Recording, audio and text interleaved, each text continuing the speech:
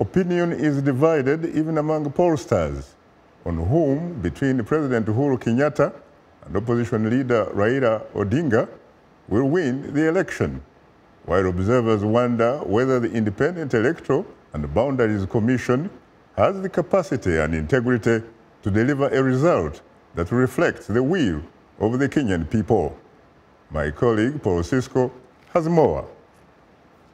Despite multiple candidates running for the presidency, the race for Kenya's highest office comes down to incumbent President Uhuru Kenyatta and former Prime Minister Raila Odinga. The latest polls suggest the voting will be close. If neither candidate wins the required 50% plus one vote, a runoff will ensue. President Uhuru Kenyatta is the son of Kenya's first president, Jomo Kenyatta.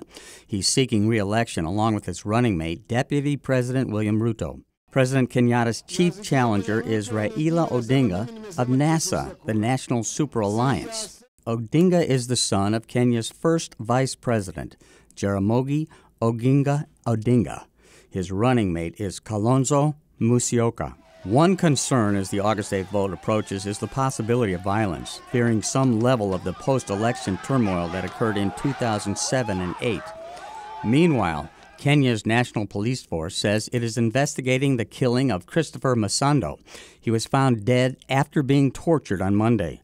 Masando was head of Information, Communication, and Technology for Kenya's Independent Electoral and Boundaries Commission, and he had an in-depth knowledge of the technology being used in the presidential election and was about to test the system the day before he disappeared. Shortly after Masando's death, IEBC Commission Chairman Wafulu Chebukati asked the government to provide security for all IEBC employees so Kenyans can have a free and fair election. The Commission was just about to roll out the simulation exercise to confirm that our ICT department is ready to transmit results to Kenyans on the August 8th, after the August 8th general election. International consultant Anita Reagan has recently returned from Kenya. These are the same candidates who have been running since independence, whether it was their father, now their sons, and it continues on like that. So there is nothing really new for them. They've been tested. Each candidate has been tested. They have held certain positions in government. So these are not new players. These are the exact same players. So you can understand their anxiety of what to expect because they've already been there. People need to understand that election is a process. It's not something that is set in stone. So then they can be able to move forward in doing so many other things. So the election should not totally define who Kenyans are in this case, or Africans are. Yeah. But they should define how they want to move forward. And that will be in their hands, really. Opposition parties accuse President Kenyatta of seeking to rig the vote, while the president says his main opponent, Raila Odinga, is trying to divide the nation along ethnic lines.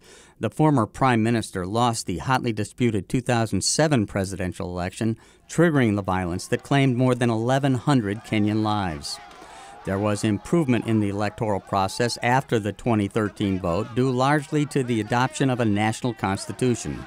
That close contest, won by Kenyatta, was challenged in the Supreme Court by Odinga, who later accepted the court's ruling and the results, which ended with his defeat. Paul Sisco, VOA News, Washington.